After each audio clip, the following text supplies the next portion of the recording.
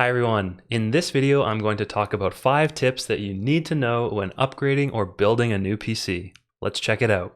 Tip number 1, if you have a dedicated graphics card, ensure that your monitor is plugged into it and not the motherboard. Modern motherboards often have HDMI ports which you could mistakenly plug your new monitor into. Now while this will work, it will give you a lower resolution and a lower performance output compared to your GPU, which is dedicated for graphics processing. I've made this mistake, many people make this mistake. Double check, see this picture for reference that your monitor is plugged in correctly. Now you may have a CPU that has a dedicated onboard graphics driver, and in this case it is alright to plug it into the monitor, but if you have bought a graphics card, make sure that it's plugged in. If you happen to have both an integrated GPU and a dedicated GPU, you can actually easily check which application is using which just by going to the task manager.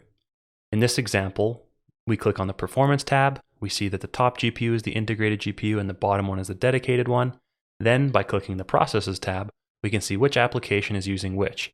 So for games, we want to make sure that the discrete one is being used, and for other things, lighter processing like browsing, it's okay if the integrated one is being used. If you see an application using the wrong GPU, you can actually tweak this in the NVIDIA control panel settings or AMD's equivalent. Tip number 2, if you have a high refresh rate monitor, make sure that you're actually enabling that high refresh rate. You can easily check this by hitting right-click on your desktop, Display Settings, Advanced Display Settings, and then looking for refresh rate. Note that NVIDIA and AMD also have software that you can use to control this. Tip number 3, make sure that your RAM, aka your memory, is running at the correct speed. Now you can easily do this just by opening up your task manager in Windows 10 or 11. Control-Shift-Escape is a fast way to get there. Click on the Performance tab, click on Memory, and then look for the speed in the bottom. The speed in megahertz should match what you expect based on the RAM you purchased. Now note that oftentimes this is lower than what you'd expect, but it's an easy fix. All you have to do is go to your BIOS or your UEFI firmware settings, and usually there's a profile that you can load or there's a setting that you can have to increase that RAM speed. Oftentimes the easiest way to change the RAM speed is to use one of the pre-made profiles in your BIOS, which will either be called XMP or DOCP. Those are profiles that have all the timings and voltages set by the manufacturers so that you can just set that and it'll automatically give you the higher RAM speed that you purchased. Tip number 4, when you're ready to install software, make sure you install it from a reputable source.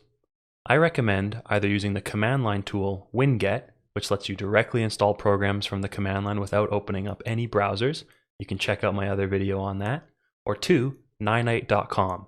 These are both great options for installing trustworthy, reputable programs and getting you up and running quickly. I do want to note that if you happen to have an NVIDIA GPU, there's a great tool that a user by the name of El Pumpo created called Tiny NVIDIA Update Checker. This automatically checks and keeps your GPU drivers up to date, which is often one of the sources of confusion when you're first building a PC. If things are acting weird or strange on a display front, oftentimes your graphics driver can be out of date. Tip number 5, do not reuse old power supply cables if you are upgrading your power supply unit. Make sure you use the ones that the new one is coming with. Unfortunately, power supply unit cables are not standardized and can vary from manufacturer to manufacturer. This means that you could theoretically use an old cable on a newer GPU that could potentially fry it. So you want to be really careful and use the new cables that your parts come with. Even if it's the same brand and the plugs fit, you don't know if they've changed the pins behind the scenes. So the easiest way to avoid any of that catastrophe is just to use the new plugs. I hope you found this video useful and that you learned something. Building or upgrading a PC is an extremely rewarding process and I highly encourage you to give it a try. As always, I'll see you again next time.